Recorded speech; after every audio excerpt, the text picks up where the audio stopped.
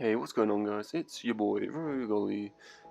In today's GT video we'll be looking at how the front and rear wing affects the open wheel cars in a race and which you should use.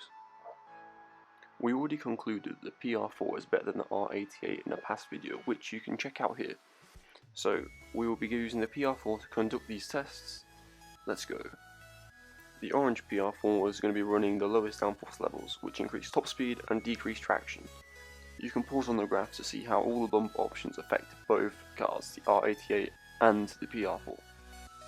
Whereas the red PR4 is complete opposite, running all the highest traction bumpers. So let's get into comparing how the bumper options affect the cars. Let's put the laps side by side so you can see them at the exact same time, around the same point of the track. From the footage it appears that both cars have the same top speed and levels of grip. It just looks like cosmetic changes, although I do set a faster lap in the higher downforce red PR4, but it's 0.6 seconds of a gap, which is within human error, and personally I do think that's what it was. As you'll see at one point in particular where the orange car runs a little bit too far wide and the red car just pulls away, so that I think is the deciding factor between the two laps, as other than that they're practically identical. However, in free mode you do feel the changes. The orange car does feel significantly less grippy than the red car whilst in a free mode session, but the car's not exactly suitable for free mode as you can't be shooting weapons out of it or anything.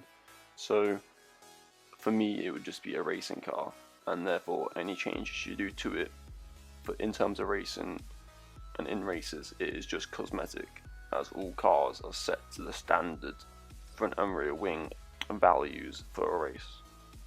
The lap time I achieved with the orange PR4, which is the low downforce one, which theoretically goes faster in a straight line, achieved a lap time of 1:34.4, whereas the red PR4, which is higher downforce and supposedly slower but more grippy, got a 1:33.8.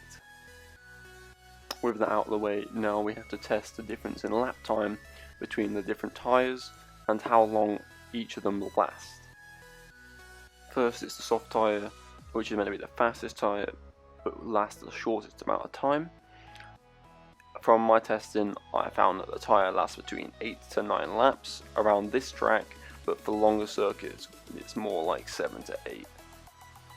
The fastest time I achieved in this was a 49.5, which I think is a respectable lap time. At the time it was my fastest lap I set around this track. And then for the soft tyres I also set it to 15 laps, as I've done a lot of racing on the soft tyres, so I know whereabouts the tyre life is. For the other races I'll be doing 25 laps, as I've done very little testing with them tyres beforehand. For the soft tyres I set the outright pace of a 49.583, and now to move on to the medium tyre to compare it and see what differences there are between the tyres. The medium tyre is the middle ground. It is presumably slightly slower but lasts a bit longer than the soft tyre. From my testing I found that around the same track you should pit on lap 12 at the very latest. Although the tyres don't pop on the 13th lap, you start to lose all grip and start spinning out around any kind of corner. You have to carry a bit of speed, which is basically every single corner. With that in mind, in a 25 lap race like this, you should be pitting at least twice, or you will be going through a flat tyre at some point in the race, which loses you loads more time than what a pit stop actually does. The lap time I'm able to get out of the medium tyre is literally identical to the soft, down to the 100,000th of a second. It is the exact same, but they last 3-4 laps longer. So in choosing between the soft and the medium, you should always choose the medium, for no matter what the length of the race, as they give the same amount of grip, they give the same lap, it is just that it lasts slightly longer. So if you're going to do any kind of a longer race, even a 5-lap race to be honest, you should choose the medium, just as it is the safer tyre to use. So yeah, as you'll see here in the little end screen, I achieved the same lap time of 49.583, which is the exact same time as the soft tyre. Now finally we just have to compare all of this to the hard tyre, which is theoretically the slowest of the tyres, but lasts significantly longer. So yeah, let's just see how and what happens with this.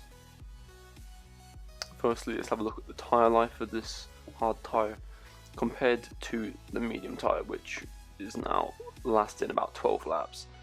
This hard tyre should last a bit longer, but through my testing I found that the actual grip seemed to fall away at the same time as the medium tyre on that lap 12.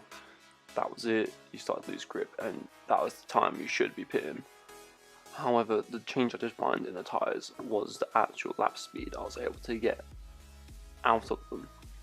The hard tyre, which is meant to be the slowest of all three, in reality, for me, I was able to go 4 tenths faster than both the soft and the medium. The lap time I'm able to achieve with the hard tyre is a 49.183. So my decision for a race, you should be using the hard tyres for no matter what distance it is. They are outright the fastest tyre and they last joint the longest, which for me it just means they're the optimal tyre to be using in any kind of race. They just perform the outright best. But with that, that's the end of the video. I hope you found it useful. If you did, don't forget to give it a like, comment and consider subscribing for more videos just like this. It's been Rogoli, and I'll see you in the next one. Peace.